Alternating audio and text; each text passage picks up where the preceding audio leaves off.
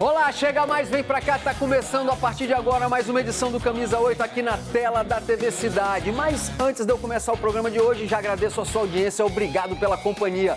Hoje é dia 1º de fevereiro de 2026 e já tá no ar mais uma edição da sua revista eletrônica esportiva, que é o Camisa 8.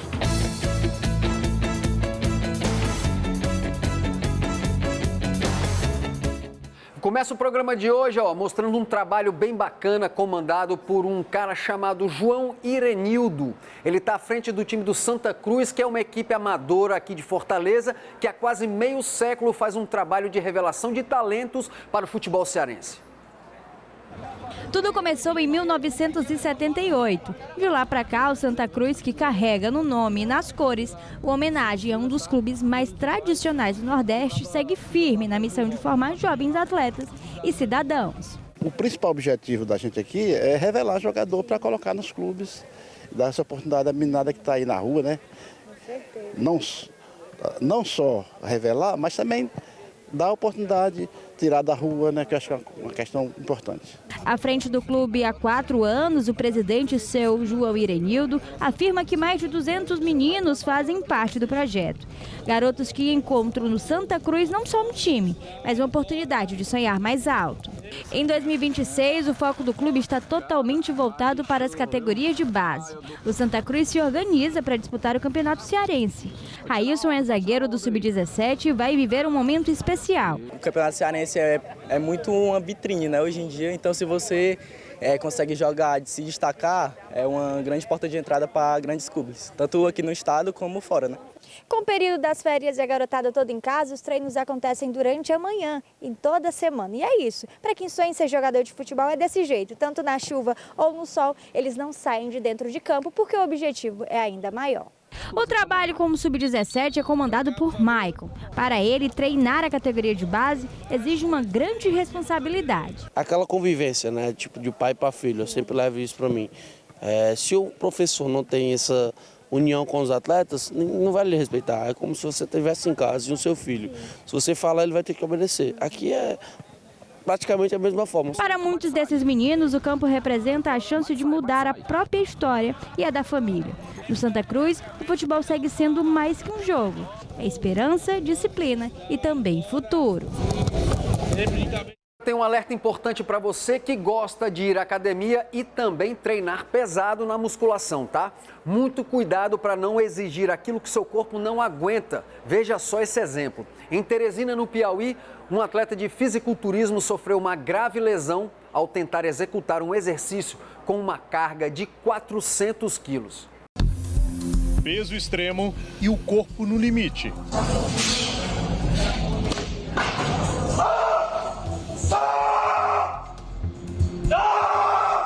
O que era rotina de treino virou um acidente grave dentro de uma academia. O fisiculturista Ranieri Lopes Filho, de 31 anos, rompeu o tendão do quadríceps ao realizar um exercício de pernas, o leg press, com uma carga de 400 quilos. O caso aconteceu em Teresina, no Piauí.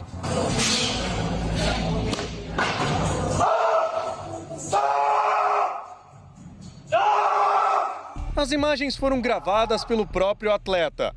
Ranieri treina há 10 anos. Disciplina, força e repetição fazem parte da vida dele, que inclusive estava em reta final de preparação para um campeonato de fisiculturismo marcado para o mês de maio. Mas o planejamento de meses foi interrompido e de forma agressiva. O rompimento foi em um tendão que serve como estrutura fundamental para o joelho e que permite à pessoa fazer movimentos simples, como caminhar, subir escadas e até mesmo cruzar as pernas. A dor foi intensa e imediata. Esse tipo de lesão é considerado grave e exige intervenção rápida. No caso do Ranieri, a cirurgia foi feita já no dia seguinte ao acidente. Mas a recuperação é lenta e exige paciência, disciplina e cuidado extremo.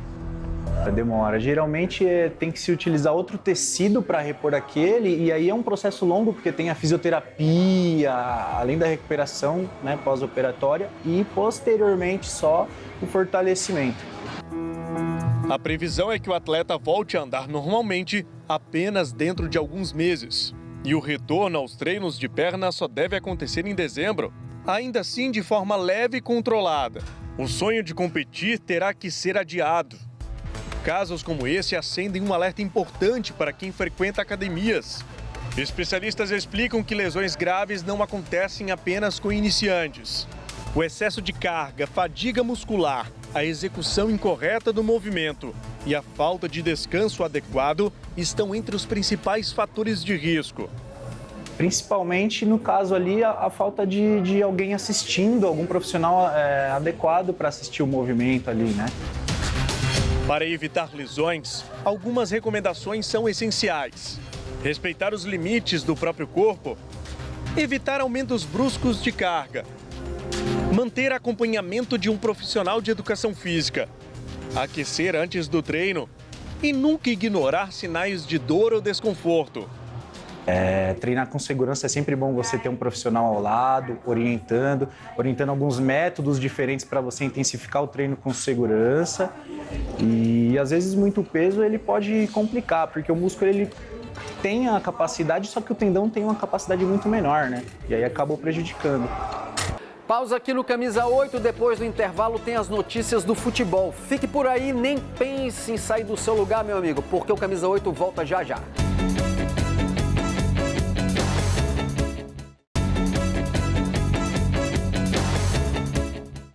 De volta para a sequência aqui do Camisa 8, agora o nosso assunto é futebol. Segunda rodada da segunda fase do Estadual 2026 está em andamento. Ontem teve jogo do Fortaleza, hoje tem jogo do Ceará e amanhã é dia do Ferroviário entrar em campo. Mas antes aí de trazer as informações desses jogos, deixa eu trazer aqui alguns detalhes do manjadinho do Mauro Carmélio.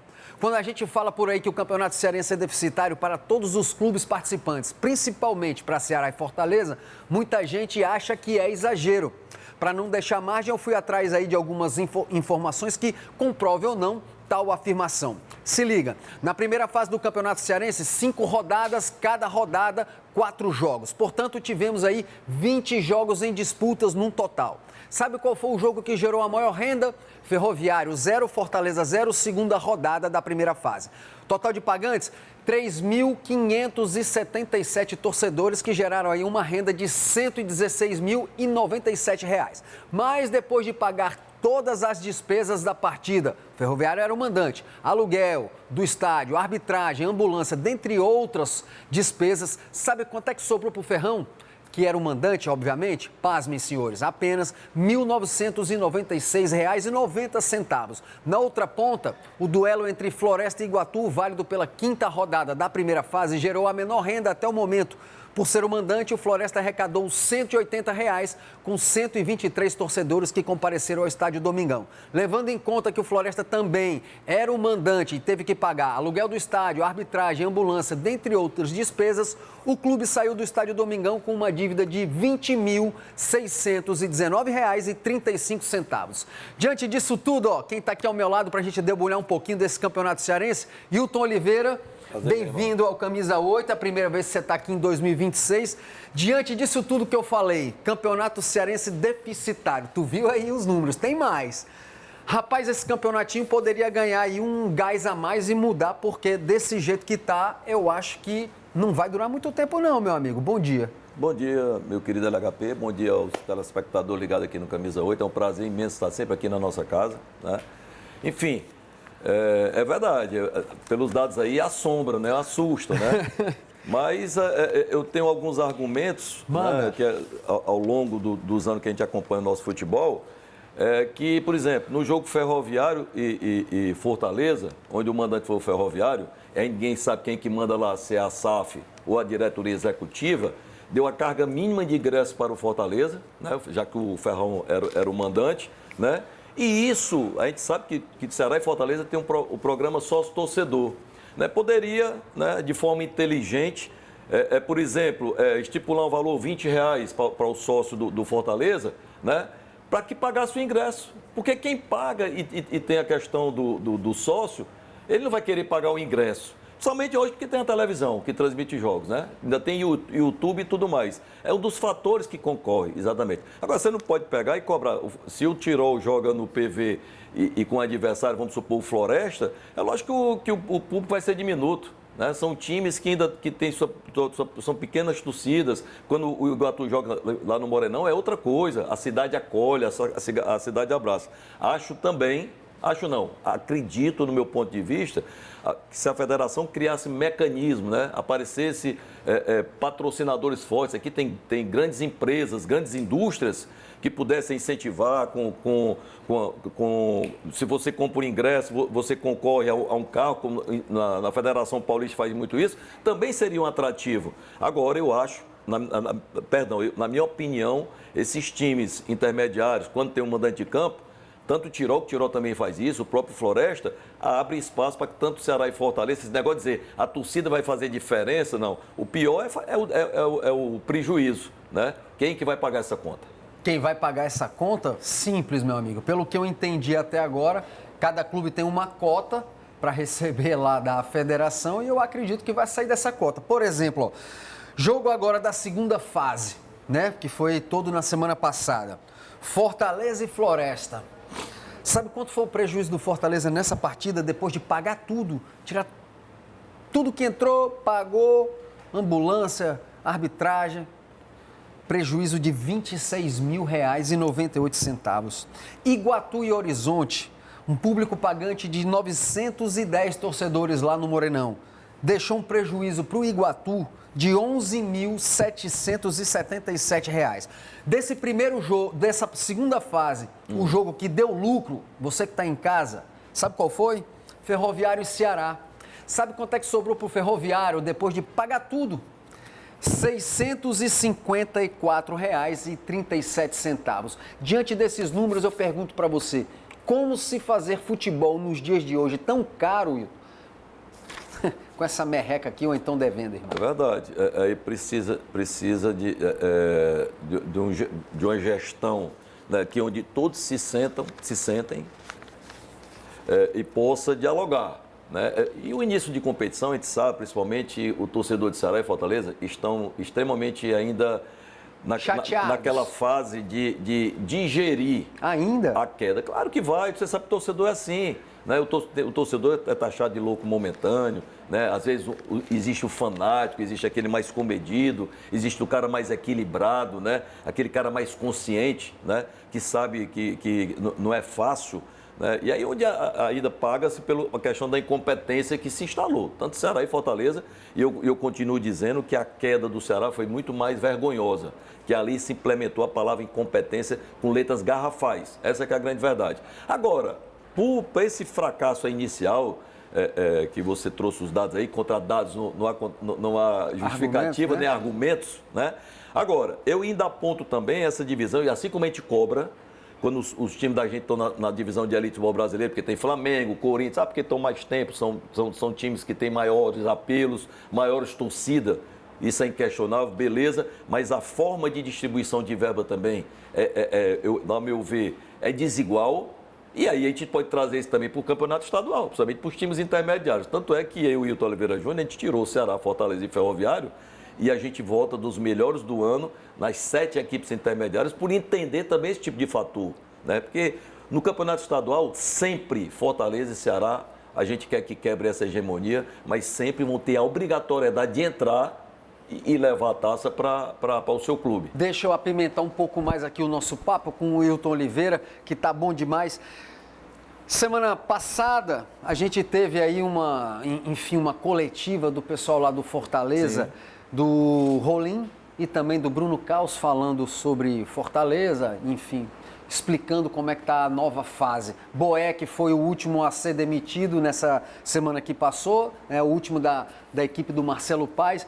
Como é que você está analisando esse burburinho interno dentro do Fortaleza, esses ajustes entre várias alas políticas dentro do Fortaleza, algo que a gente já sabe que é corriqueiro em grande clube? Eu tenho dito nos meus comentários aí aos domingos numa Bola Nossa, e logo mais às 2 da tarde nós estaremos lá, que eu espero que o Fortaleza não transforme o clube como o Ceará fez em trampolim eleitoreiro, que aí é o caos.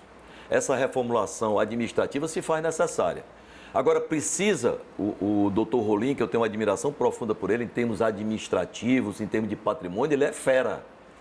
Se ele é o presidente do clube, ele precisa chamar essa responsabilidade. Coisa que muita gente vai ficar chateada, eu digo que o Marcelo Paes, como gestor, ele dava a cara para bater. Ou o time estando mal, ou estando bem, ele estava lá. Né? Concordo com você. Por exemplo, a gente não viu... O Davidson foi embora. Beleza, rescisão. Quanto é que foi a rescisão? Quanto é que o clube... Cadê a transparência? Cadê a transparência? Exatamente. Rescisão do Lucero. Sim, mas como é que foi esse esquema? Quanto é que o clube... Nós não temos isso. Na época do Marcelo Paes você tinha. Sem dúvida. Eu, como comentário esportivo, eu nunca me preocupei. E eu queria entender, sabe, HP, você foi repórter, atuante dentro do Ceará há muito tempo. Como é que esses caras conseguem folha de pagamento. Saber os valores de jogadores. Porque eu trabalhei nos bastidores, eu não sabia quanto é que o jogador ganhava. Rapaz, eu trabalhava ligado ali na parte de futebol e eu nunca me interessei. Para mim não interessa se o LHP trabalha comigo na empresa, se ele ganha 10 mil a mais do que eu, ou se eu ganho mais do que ele. O problema é de quem paga, problema é de quem vê a função de cada um e a competência nesse aspecto. Agora, essa reformulação administrativa Fortaleza se fazia necessária. Eu vou para o estádio hoje, a gente frequentava ali. Meu amigo, eu contei 22 pessoas dentro do campo, tanto do Ceará como do Fortaleza, de braço cruzado vendo o time aquecer. É o staff, né? O staff. Você fala. Eu acho um exagero absurdo. Ali para mim, cheira a cabide de emprego, sabe? Alguém se autopromovendo. Para mim não é problema meu. Eu acho que ali, dinheiro em demasia, não quero que desempregue ninguém, mas isso ali tinha que investir mais no profissional, no material humano do time, né? Principalmente neste momento, mas não é problema meu, né? Eu vejo muita gente fazendo, e é um staff de segurança também absurdo, e os caras não pisam nem no chão, né? Absurdamente, isso aí eu acho o fim da picada, né? Então, tanto a reformação do Ceará como do Fortaleza se faz necessária. Quando você está numa empresa que você tem que dar resultado, se você não alcançar, você pega o beco. Pega. E é o que acontece. No Ceará, ninguém pegou o beco, no Fortaleza houve uma mudança muito grande. Agora, por quê? Porque o Haroldo é conselheiro, está lá. Mas, meu amigo, não deu. Tchau. Mas ele preferiu manter. E o Sancho, que foram contratados, não sei quanto é que ganha, mostrou incompetência. Eu não sei se ele na hora que o treinador pede um jogador a nível A, ele leva o C ao diretor, eu só posso pagar o D. Né? Aí eu também não posso, porque eu não sei o que é que acontece lá dentro. Mas a incompetência se instalou, principalmente na segunda janela, nós falamos muito isso aqui no ano passado. Né? E eu espero que as contratações sejam feitas de forma tranquila, não tão devagar, mas que o mercado seja melhor observado. Porque eu vi vários jogos da Série B no ano passado, tinha jogadores com nível infinitamente superior ao do Ceará que estava disputando a Série A. O próprio William Machado, eu chamei a atenção várias vezes, até que contrataram. E ele está lá no Mirassol sendo reserva. Eu não sei que é a inteligência do empresário, que é muito melhor o cara estar no AB em evidência que o cara pode sair, do que o cara estar no banco de reserva. Mas eu queria entender essa mecânica aí que não entra na minha cabeça. E por falar em banco de reserva, vamos fazer o seguinte, vamos dar um passo adiante. Hoje tem jogo pela segunda fase do Campeonato Cearense. Nós vamos ter no estádio Presidente Vargas, rapaz, a partir das 18 horas, Ceará e Horizonte. Então, se o Ceará vai entrar em campo, tem boletim do Alvinegro de Porangabuçu, Júnior Marquezine na tela do 8. Aperta o play, diretor. Alô, amigos do Camisa 8. Alô, parceiro. Um bom domingo para todo mundo. Logo mais no estádio Presidente Vargas, às 18 horas, o Ceará vai enfrentar a equipe do Horizonte pela segunda rodada da segunda fase do Campeonato Estadual de 2026. O Ceará que estreou muito bem nesta fase no último domingo, vencendo também no PV a equipe do Ferroviário, na verdade goleando o Ferrão 5-1. O grande destaque da partida foi Matheus Araújo, que marcou 2 gols. Tivemos a estreia do jogador Juan Alano, que deu um passe preciso para o Fernandinho marcar um golaço, o 5º do Ceará na partida do último domingo. O Moisés Santos, treinador do Ceará, ontem, sábado, comandou um treinamento a pronto, visando a partida de logo mais contra o Galo do Tabuleiro. A grande dúvida fica por conta do Alex Silva, lateral direito, que saiu contundido na partida contra o Ferroviário ainda no primeiro tempo. Aparentemente, uma lesão muscular. Se não der para o Alex Silva, vai o jogador Rafael Ramos, o provável time do Ceará para este jogo, com Bruno Ferreira, Rafael Ramos ou Alex Silva, Pedro Gilmar. o Éder e Fernando, o meio-campo, Lucas Lima, Zanocelo e Vina, Pedro Henrique, Luca e o jogador Matheus Araújo. O Ceará, que no último domingo comunicou a 6ª contratação do time alvinegro. Trata-se do meia atacante Mateuzinho, que ano passado jogou na equipe do Sport de Recife. Júlio Marquezine, com os destaques do Ceará para o programa Camisa 8. Não tem para onde correr, eu aponto o Ceará hoje diante do Horizonte, o franco favorito. Não tem perigo desse Ceará perder hoje, tem? Sem dúvida, né? E a gente já viu uma mudança tática importante contra o Ferroviário, onde o Musa soube explorar somente o lado esquerdo, a ausência do Black, né? E a gente vê a leitura que ele faz é completamente diferente do Condé. Ele fica à beira do gramado ali, dá expurro na hora que tem que dar, né? E já posiciona o jogador para corrigir ali aquela falha que tinha acontecido no lance anterior, e isso é bacana, né? E jogando logo mais, com certeza ele vai ratificar a sua classificação já para garantir, né? E para o terceiro jogo ali, com o Ceará já mais tranquilo, né? Que é até mais fácil de administrar. E jogando essa responsabilidade para o Carpini lá, que é treinador do Fortaleza. Pegando o gancho aqui do Hilton Oliveira, meu amigo, quem já entrou em campo pela segunda rodada, pela segunda fase, foi o time do Fortaleza. Ontem o Leão do Pici encarou a equipe do Iguatu. Agora o time do técnico Thiago Carpini se prepara para o primeiro grande teste, que para mim esse é que é o grande teste, tá bom? Terceira e última rodada da segunda fase, domingo que vem, dia 8 de fevereiro, 6 horas da noite, Castelão. Sabe o que é que tem, meu querido? Clássico Rei, meu amigo. E se tem tricolor em ação, então, claro que tem boletim do Leão direto do Pici com Océlio Pereira. Aperta o play, diretor. Alô, você, torcedor do futebol do Nordeste do Brasil, de modo especial, torcedor tricolor. Fortaleza, após o jogo contra o Iguatu, agora toda a atenção voltada para o clássico contra o Alvinegro. Será dia 8 deste mês, portanto, né? Mês de fevereiro.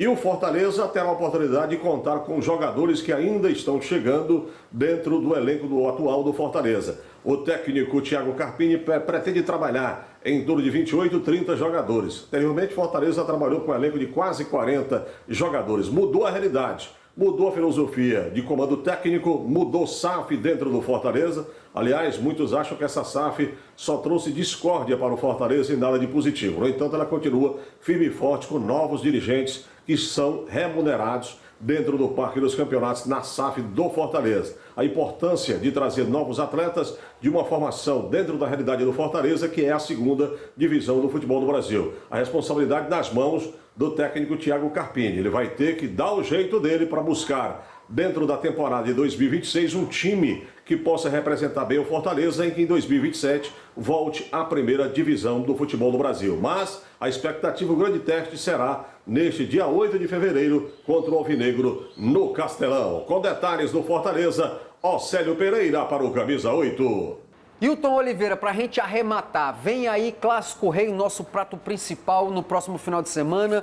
Quem é que chega mais pronto, preparado para esse jogaço de bola que vai encerrar a terceira rodada da segunda fase do Campeonato Cearense? Ninguém pode prognosticar nunca Ceará e Fortaleza. Não quer nem arriscar? Sempre é equilíbrio, dois grandes treinadores. E aí, como você disse aqui no nosso papo inicial, é a melhor mercadoria e onde os treinadores, de fato, aí que nós vamos avaliar os seus trabalhos. Uhum. De que forma, quais as estratégias traçadas, qual a melhor formação que eles vão encontrar, que são ingredientes importantes para que o clássico a gente já possa sentir, né, quem está um pouco melhor preparado neste início de temporada para retornar à divisão de elite futebol brasileiro. É isso aí, meu amigo. Tá vendo? Quando tem Ceará e Fortaleza, ninguém quer dar um palpitezinho.